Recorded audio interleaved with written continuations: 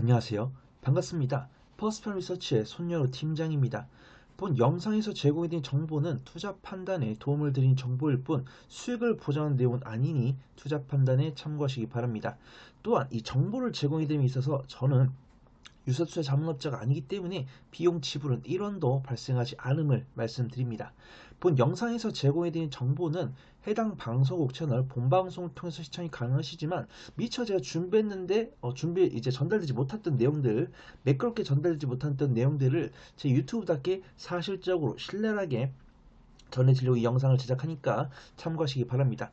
오늘은 매일경제TV의 투자의 눈에서 다뤘던 내용들인데 제약바이오 부분들 다뤄보도록 하겠습니다. 에이프릴바이오랑 리가켄바이오 두 종목을 다룰 건데 첫 번째로 에이프릴바이오 다뤄보도록 하겠습니다. 일단 에이프릴바이오 같은 경우는 최근에 급락했다가 상한가를 갔어요. 상한가를 어제 갔다가 오늘 조금 물량 소화를 진행하고 있는데 이 에이프릴바이오 간에 이제 나왔던 뉴스가 세 가지가 있습니다. 근데 그것 부분에서 악재 짚어보고 호재 짚어보고 그에 대해서 조금 아쉬운 이제 지금 아마 눈물을 흘리고 있을 겁니다. 눈물을 흘리고 있을 임원들의 심정을 좀 알아보도록 하겠습니다. 일단 앞에서 나왔던 뉴스를 세 가지를 모두 다 정리한 게 이 뉴스예요. 제목이 42억 챙긴 임원들 이불킥 에이프릴바이오 악재 공시 하루 만에 상한가 왜? 라는 이름의 제목입니다. 그래서 일단 차트를 보시면 에이프릴바이오의 차트를 보시면 언제 이제 강하게 급락을 했냐면 2월 10일 화요일 날 급락을 했고요. 그 다음에 어제인 2월 10일 날 상한가에 들어갔습니다. 그 다음에 오늘 음봉 나와주고 있죠. 시가보다 현재가가 낮다라는 겁니다. 시가보다 현재가가 낮아가지고 음봉을 기록을 하고 있는데 수급 동향 봤을 때 외국인과 기관이기 때문에 단기적인 차익 실현을 개인 투자자들이 하고 있다. 그래서 에이프릴바이오가 이런 뉴스가 나와가지고 단기 상승했지만 이런 물량을 개인 투자분들이 줄여주고 있기 때문에 에이프릴바이오는 접근 가능할 것 같다. 이렇게 판단해 보도록 하겠습니다. 그래서 무슨 일이 있었냐면 일단 이 에이프릴바이오가 2월 10일에 에이프릴바이오가 2월 10일에 급락할 때 어떤 공시가 나왔냐면은 그 에이프릴바이오에 다니는 임원들이 이제 매도했다라는 뉴스가 나왔어요. 그 다음에 2월 11일에는 이 에이프릴바이오의 파트너사인 에보뮌이 이제 에이프릴바이오가 에보뮌의 기술 이전한 약물이 임상에서 좋은 결과를 보였다면서 상한가에 갔습니다. 근데 그럼 이 임원들이 이제 낙동강 오리알이 된 거죠. 전세금 갚으려고 에이프릴바이오 임원이 주식 매도했다. 이렇게 핑계를 대면서 어쨌든 주요 내부 정보를 알고 있는 임원들이 주식을 판다는 것은 혹시라도 이 에이프릴바이오가 혹시라도 악재를 껴안는 거 아닌가? 지금 뭐 굳이 뭐 에보뮌에서 에이프릴바이오에서 에보뮌의 기술 이전 약물에 대한 임상 결과 언제 나올지 명확히 모르지만 슬슬 나올 때가 됐는데 잘 안 나오다 보니까 혹시 부정적인 결과를 갖고 오는 것이 아닌가 이런 생각에 뭐 팔았을 수도 있죠.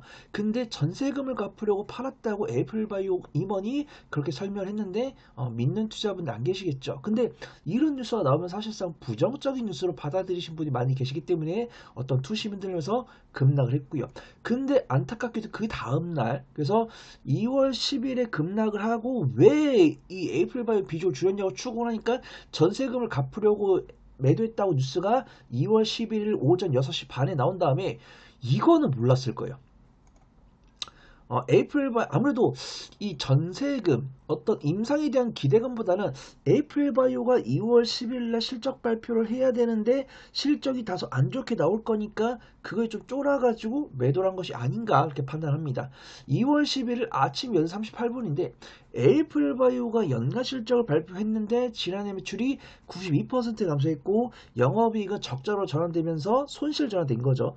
근데 에이프릴바이오를 제가 예전에 상장 전부터 이미 두 건을 기술 이전해가지고 마일스톤을 받아가지고 이미 흑자를 유지를 하고 있던 기업이다. 이렇게 소개를 해드렸던 적이 있는데 그런 기업이 2025년 연간 실적이 안타깝게도 적자가 나온 것이죠. 그래서 아무래도 지금은 이 전세금을 갚으려고 에이프릴바이오의 지분을 매도했다라고 임원이 설명을 했지만 혹시 제 개인적인 생각에는 이 에이프릴바이오가 연간 실적을 발표할 건데 영업 손실로 전환될 거니까 그거에 대한 걱정이 돼가지고 매도를 한 것이 아닌가 그렇게 판단됩니다. 근데 반전이 나왔죠. 에이프릴바이오에서 이제 개발해가지고 에보뮌의 기술 이전했던 아토피약이 임상 이상을 성공하면서 상가에 간 겁니다. 에이플바이오 파트너사 에보뮤는 APB-R3 아토피성 피부 임상 2회상을 성공했다라고 발표했었고, 그러면서 이 에이플바이오가 기술이 제한 약물에 대한 몸값이 천정부지로 3배 이상 올라갈 거다라고 보면서 DS투자증권은 에이플바이오에 대한 목표 주가를 33,000에서 10만원 대폭 상향하면서 상한가에 갔다, 이런 모습이고, 지금 요 에이플바이오 전세금을 마련하기 위해서 에이플바이오 지분을 매도한 임원께서는 지금 뭐 소갈이 하고 계시지 않을까, 그렇게 판단됩니다. 뭐 전세금을 어제까지 마련을 해야 됐다, 뭐 이러면 안타깝지만, 보통 우리가 전세금 마련했을 때 보통 3에서 6개월, 물론 그 사유까지도 진짜인지 모르겠지만 보통 어떤 금액을 준비할 때 뭐 넉넉하게 2주나 한 달 넉넉하게 기한 잡고 준비하는데, 그런 것들을 감안했을 때는 이 에이플바이오를 지분 축소를 하신 분은 지금 굉장히 이불킥을 하고 계시지 않을까, 그렇게 좀 판단해 보도록 하겠습니다. 그래서 지금 보면은 실적 발표 내용은 알았겠죠.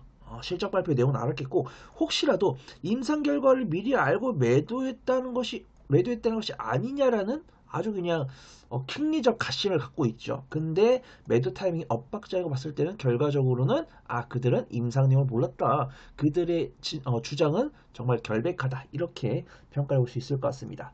기술적 분석 해볼게요. 일단은 악재도 두 가지 나왔고 호재도 한 가지 나왔기 때문에 현재가로 배로 매수하는 것은 조금 위험할 듯 합니다.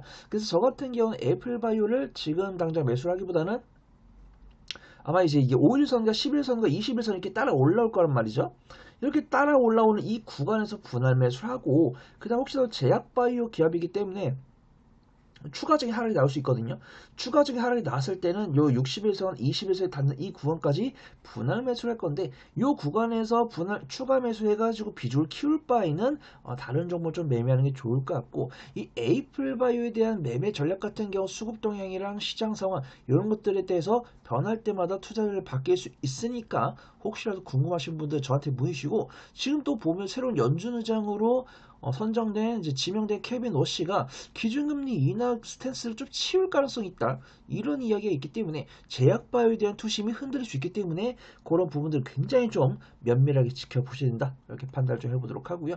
이러면 에이플바이오 같은 경우는 너무 많이 올랐기 때문에 그 뒤를 줄 수 있는 종목이 없을까요? 라고 하시는 분들 많이 계실 텐데, 제가 올릭스랑 알테오젠 같은 경우는 최근에 좀 말씀드렸었고, 최근에 말씀드리지 않았던 종목이 있다고 한다면 리가켄 바이오인 것 같아요. 리가켄 바이오가 그나마 좀 수급이랑 기술적 위치가 괜찮아 보여서 우리 구독자분들께 좀 소개를 드리려고 합니다. 뉴스가 나왔더라고요.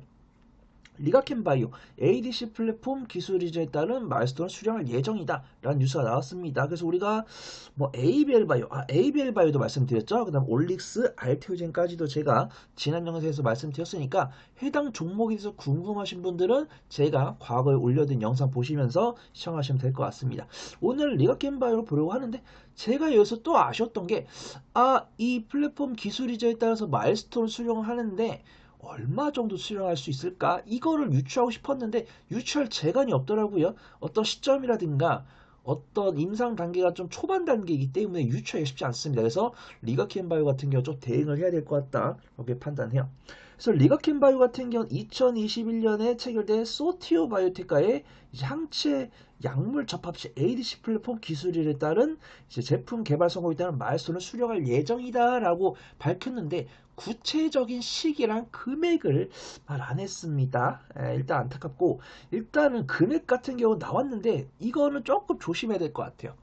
이런 부분들 우리가 제약바이오 투자를 하면서 가장 조심해야 될 게 뭐냐면, 이런 금액들이 틀릴 가능성이 상당히 높다는 것입니다. 그 다음에 이 2021년에 임상을 진행한 거기 때문에 지금 끼케봐야 임상 1상 단계입니다. 임상 1상 단계면 이 금액이 요 금액보다 덜 나올 가능성이 상당히 높고요. 이 금액도 거의 3년 4년에 걸쳐서 나눠서 들어올 수 있습니다. 그래서 우리가 옛날에 뭐 올릭스나 알테오진이나 유한양행 이런 종목들도 1년에 거의 5천억, 6천억 정도를 마일스톤을 수령할 가능성이 높다라고 봤었는데 얼마 수령했습니까? 1,500억, 2천억 정도 나왔잖아요. 그렇기 때문에 지금 이렇게 기자분들이나 뉴스에서 나오는 금액의 고지것들을 믿을 게 아니고 한 3분의 1이나 4분의 1 정도만 일단 수령할 가능성이 높으니까 그거에 따라서 밸류에이션 해보는 게 좋을 것 같다, 이렇게 좀 판단해 보도록 하겠습니다. 리가켄 바이오 한번 보도록 할게요. 리가켄바이오 같은 경우는 제가 이 어제 당시에는 그제 이어서 어제까지도 기관의 순매수가 들어왔기 때문에 굉장히 긍정적이다라고 말씀드렸어요. 오늘 안타깝게도 외국인과 기관의 순매도가 나오고 있는데 일단 기관 순매도는 많이 나오고 있지 않는 것 같습니다. 근데 아쉽죠? 오늘 보면 코스닥 제약에 외국인과 기관 순매수세가 들어오고 있는데 그러면 외국인과 기관이 코스닥 제약에서 이제 제약바이오를 순매수를 하고 있는데 그 중에 리가켄바이오는 포함이 안 돼 있다는 것이죠. 그렇기 때문에 리가켄바이오를 긍정적으로 말씀을 드릴 뿐이지 지금 당장 매수해서 큰 수익을 가져가기는 어렵다. 리가켄바이오를 관심 종목에 넣어놓고 리가켄바이오에 대해서 외국인과 기관의 순매수가 들어올 때 그때 접근해보는 게 안전할 것 같다. 그걸 좀 판단을 드려보도록 하고요. 일단 리가켄바이오가 마일스톤 수령하면서 연간 실적 글쎄요. 이것도 천억, 1,500억 수령할지 모르겠습니다. 일단은 리포트에 그렇게 나왔지만 일단은 33% 전후로 수령한다는 가정을 했을 때 지금 리가켄바이오 현재 퍼가 798, 실외가 선바 414.70인데 이런 것도 조금 높은 수준이 있죠.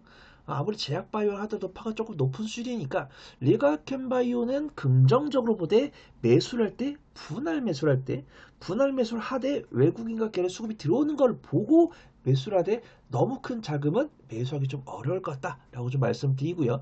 이 종목에 대한 투자 전략은 매일매일 조금씩 바꿔갈 수 있으니까 이런 리가켄바이오나 에이플바이오에 대한 매수력이 궁금하신 분들은 저한테 꼭 문의를 남겨주시면 좋을 것 같습니다. 지금까지 제가 말씀드린 정보가 유익했다면 구독과 좋아요, 알림 설정 누르시고 부가적인 정보나 질의응답이 필요하신 분들은 영상 주석에 올라오는 오픈 카톡방 링크나 영상 말미 우측 카드에 나오는 QR코드를 통해서 오픈 채팅방에 문의 남겨주시면 성심성의껏 답변 드리도록 하겠습니다. 주석을 못 찾겠거나 폰이 하나밖에 없어서 QR코드를 못 찍겠다 라고 하신 분들은 카카오톡 오픈 채팅방에 손열호 혹은 퍼플이 손팀장을 검색하신 다음에 제 얼굴이 달려있는 오픈 채팅방에 문의 남겨주시면 되겠습니다. 또한 이 정보를 제공해 드림에 있어서 저는 유사투자 자문업자가 아니기 때문에 비용 지불은 1원도 발생하지 않음을 말씀드립니다. 저는 더 좋은 투자 정보로 돌아올게요. 고맙습니다.